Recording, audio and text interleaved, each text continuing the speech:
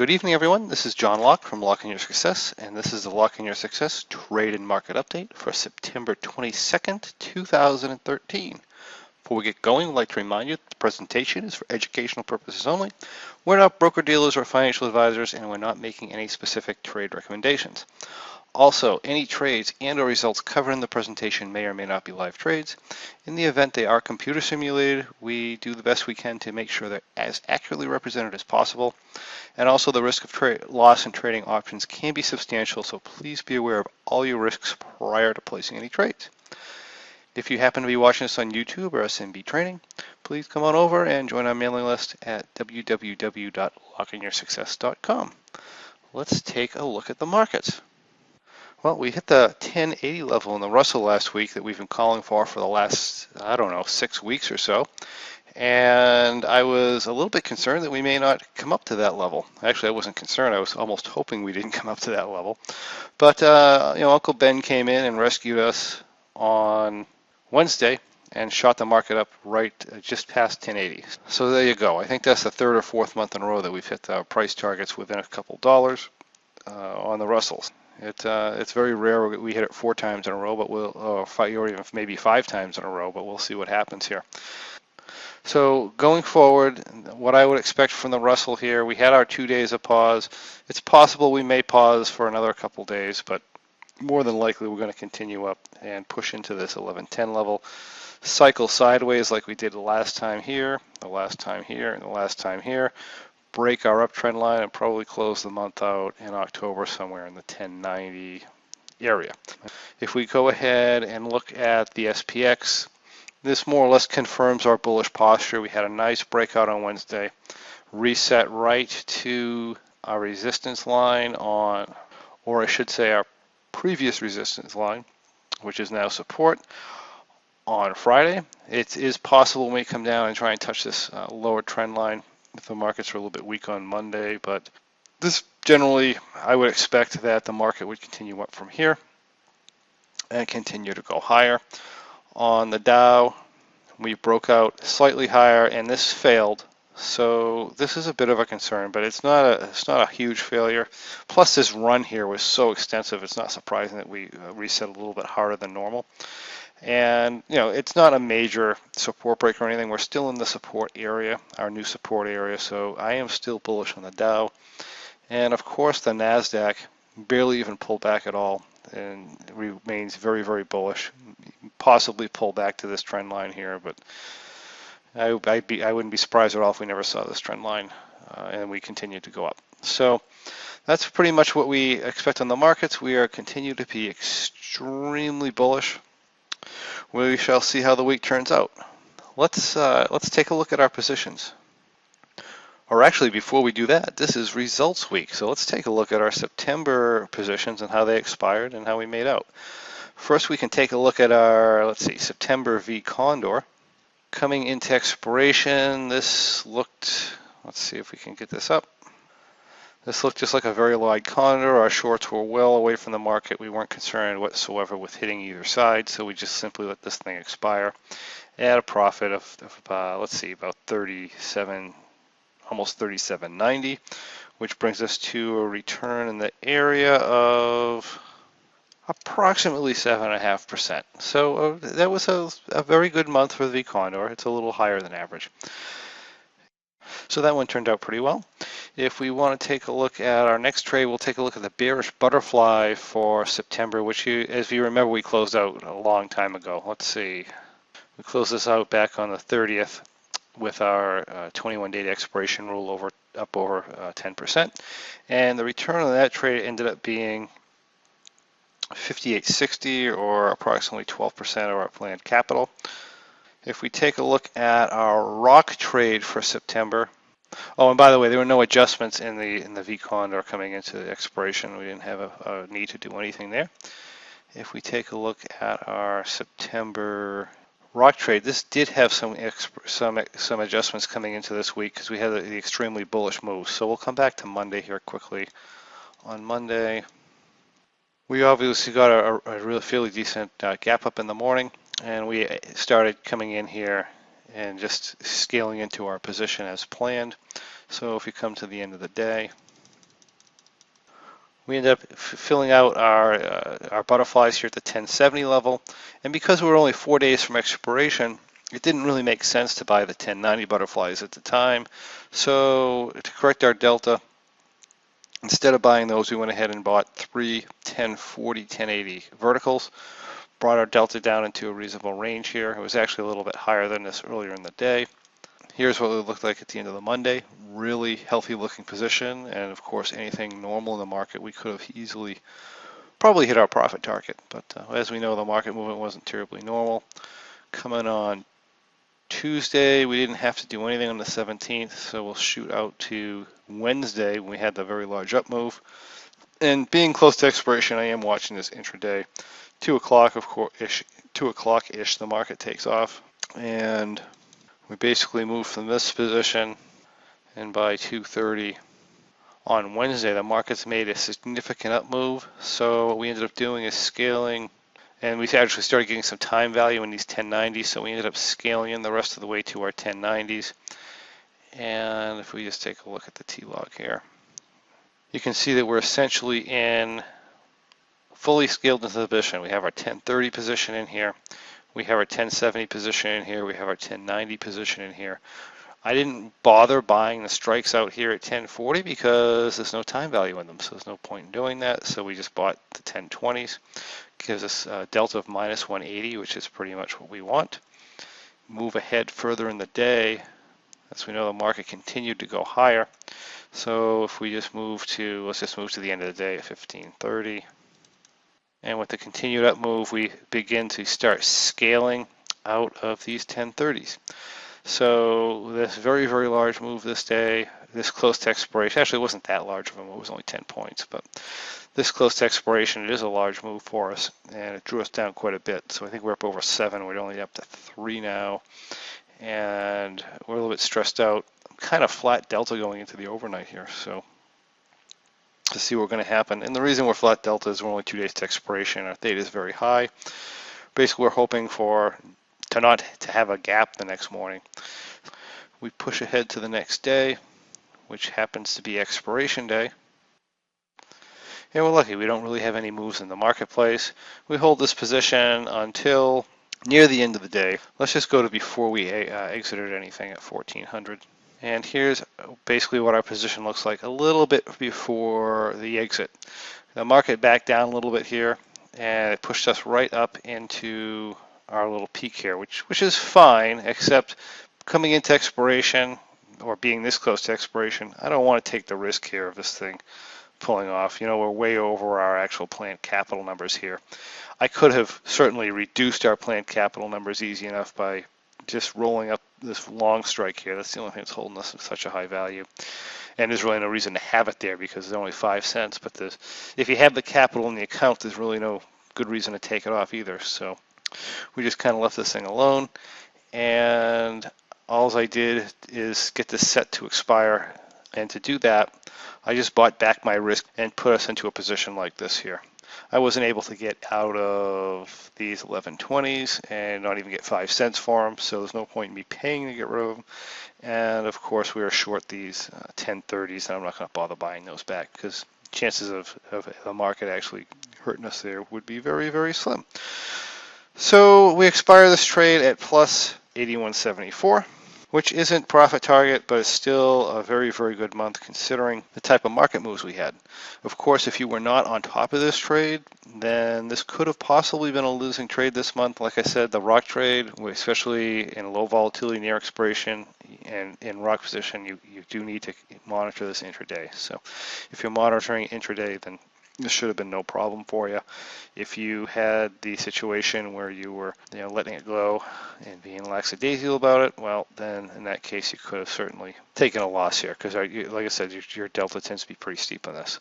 All right, let's go to our last trade, which was our September M3 trade, which really wasn't much of an M3, but we will go ahead and look at it anyway. I was basically playing with this thing all week, just trying to outrun the market. So if you come in on Wednesday, I bought 3 1070 calls, sold 3 1080s, rolling those out away from the market. You come in on Tuesday, we got rid of our long call and long put at 1020. I bought back one of my 1060 puts so I wasn't naked a put, and that put us into a position by the end of Tuesday that looked like this. So from here, my basic plan is to expire this thing at around $3,300, and if I have to, run these shorts out to 1090. The issue I'm having is the 1090s really don't have any money in them, and if I bother running them out, it's almost might as well close the trade. So I decided to go ahead and roll the dice here that the market would stay under 1080, even though we were expecting it, but I did set a closing stop on this at 1080. So basically, if the market hit 1080, I was going to close out this position and call it a day. As you know, the market just barely touched 1080 on Wednesday, made it to 1080 and 40 cents, and that was enough to have me pull the position out because we have to control our risk. Had I left it alone, then yeah, the market backed off. We would have made our $3,000. However, what I decided to do here is basically just close the side that our risk was on. I could have actually, if I wanted to, I could have actually tried to roll these up to 1090 and come out with $1,000. Maybe 1,200, depending on how I could have executed that, but I decided not to. I just decided to close it out, take the risk off the table. It's been a good month otherwise in general, and just shut this thing down. So this is how it expired, and this one, a whopping $256. So another flat month here for the M3. It could have been a winner. We had a lot of students who made their 5% or between 5 and 10% this month. So it should have been a decent month for most people. But for me, it was a break even. So like I said, sometimes we have variable results. And that is all our September trades. If you want to go ahead and take a look at how we're doing for the year, the Bearish Butterfly performed decent this month. It was a 12% profit, but it's not enough to overcome the 3 huge losses that we had this year. It just hasn't been a good year for this trade. Market cycles haven't been good. We'll see. I've never had a losing year. We're down 28.9% after our 12% gain. We'll see if we can pull out of the hole or not. I mean, October looks fine. November will likely be a good trade, and that's going to kind of lead us up to December to see how this goes. But so far, this is where we stand with that trade. The M3 has been kind of flat all year, and this was an anomaly here in April. We had a 40-point down move in one day, which pulled us down 12.5%. If it wasn't for that, we'd be up in the 15% range if I wasn't pushing this into expiration, which you all know I tend to do. But 3.6% were positive for the year. It's just a relatively flat year there. The ROCK trade has been performing super this year. Been doing very, very well. We're much better than normal, actually. We're up 160% on our planned capital for the year in that trade. And the V trade has been performing very well this year too. It's not a very big winner percentage-wise in general. Also, you need to consider, right, I have 2 months going at a time, so from a portfolio standpoint, this is actually only lending about 25% to the portfolio. But trade for trade, this is what we have. We have 57.7% return, which is, again, very good for this trade as well. We've had a good year with this, haven't had any losses. So here you can see the strengths of the different types of trade. The ROCK trade tends to work better in a lower volatility environment. That's not too choppy. The V trade works better in a lower volatility environment. The M3 tends to work better in a higher volatility environment. And of course, the Bearish Butterfly is going to work better in a higher volatility environment, especially if it's sideways or downtrending. So I'm pretty happy with the performance so far. We shall see how the rest of the year goes. And if we can pull this positive, that would be great. As far as our annual return on our expected capital needed for the trade, we're looking at about 48% so far. We had an estimated of 95. Of course, that's down primarily due to this Bearish Butterfly and the underperforming M3. And our annual return for the corrective reserve on the account, which is basically includes the money we're not trading, which is the extra $200,000 in here that's supposedly sitting in cash. But we use it for overlapping months and for times when our trades are a little bit overcapitalized. If you throw that into the mix, we're looking at about 24% out of an expected 48. So we're a little behind on that as well for the same reason. But like I said, all in all, I'm not complaining. It's been a very good year here for the test trades. Okay, let's take a look at what we have open and what was opened on Friday. And we'll first just go to the October V Condor. I'll try to make this quick. This here had a major adjustment on Thursday. where we did a roll up because our delta theta ratio was about 1 to 1. We had our shorts down at 1100 and we rolled those up 20 points to 1130. I'm sorry, up to 1120. And we put our longs up to 1150. And we rolled our lower side up 40 points from, looks like we were at 910. And we brought those all the way up to 950. And of course we moved our straddle up to 1030. So this is what our new position looks like. It's not down money. Let's go to Friday actually so we can get a good representation of what where we're standing at now. We are pretty much at break even, very slightly positive. And here is what our current position looks like. Our V is underwater. However, we're not concerned about that until we get down over towards that area, or if it starts settling in here closer to expiration. We'll start taking this V out and raising it. But for right now, especially with what we're thinking what's going to happen with the market, if the market continues to creep up and doesn't go too much higher, then we could do okay this month. Not going to be a stellar month for this. We just had too much of a move here. So that's what we got, and so far so good. As far as the bearish butterfly for October, again, we've had, as usual, a very aggressive up move. We entered this 56 days to expiration. Earlier in the week, we rolled from our 1020 butterflies up to 1040. We added the 1060s because we hit our 1060 add point. We never closed over 1080. We just tagged it, so I never actually added the 1080s in here. Here is our T-log, and here we go. The day we rolled up here and doubled our size. Current position looks like this. We're down a couple $1,000s, which is not too bad for the type of market movement we've had.